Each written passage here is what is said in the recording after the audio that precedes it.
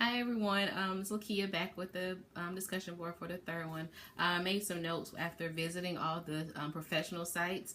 And for the first question of what services or resources do these professional organizations offer, I said first it offers like allows like either for counselors and social workers us to collaborate and look at legislations and be like a unit and be informed. Some of these for, of course, the North Carolina Counseling Association and on a which is statewide, and also on a national level, which were a lot of the other ones. So I think that was a good thing that it allows, even though we're not in the same places, we're all not in the same, whether we're school, mental health, substance abuse, it allows all to come together, collaborate, bounce ideas, see what's going on in the professions and against what's going on in the world, and for us to do different things together.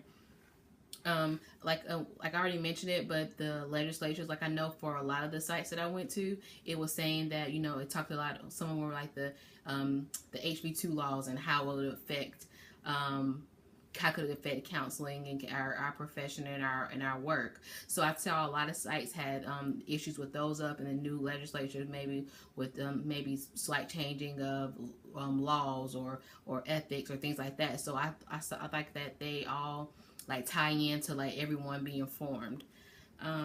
What I find interesting and useful, one of the things that I know that's very useful is the opportunity for CEUs. So I saw on a lot of sites that if you go to the conferences or you can get CEUs, or they had a lot of webinars for someone like myself that maybe not always available to go to conferences that are out of state or across the state or whatever like that. I think that the offering webinars, some of them were free, some of them were paid, but they weren't much. They had to just pay for like your CEUs.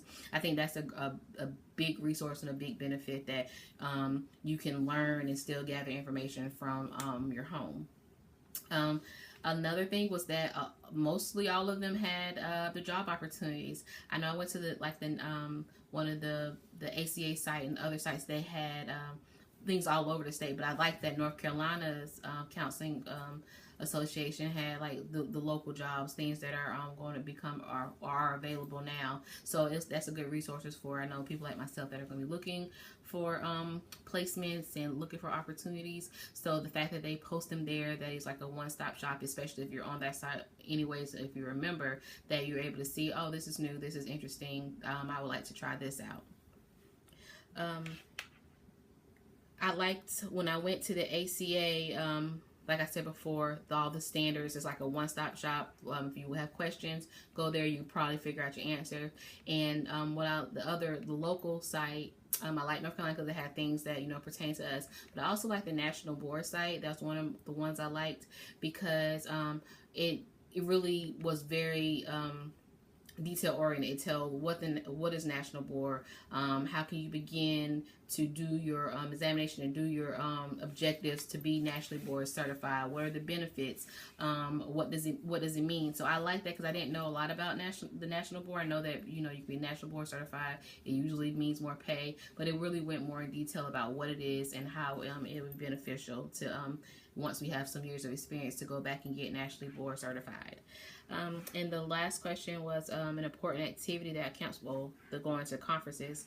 I went back and I looked at the website for like past conferences, and one of the big things I saw that in 2015 for the North Carolina Counselor Association, that Dr.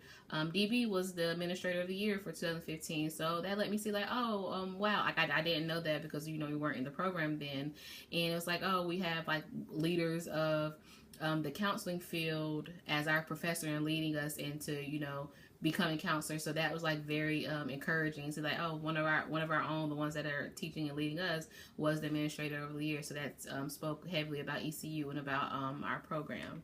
And about the future conferences, like the one that's coming up in February 2017, I think I like that it allowed for even like students to get involved, whether it's the poster board or presenting presenters or announcing presenters. Like it still gave us opportunity to be a part of it, even though we won't be the actual presenters because we're not in the field yet. And also with the conferences, it's like you can go to different sessions and see what's new, what are people doing, what's innovative, and it's in a way of networking. So I think those are a lot of benefits for going to conferences, you know, being around, you know, like-minded professionals and seeing like different perspectives and new ways to do things or different ways to do things and learning new techniques. I think that's very important.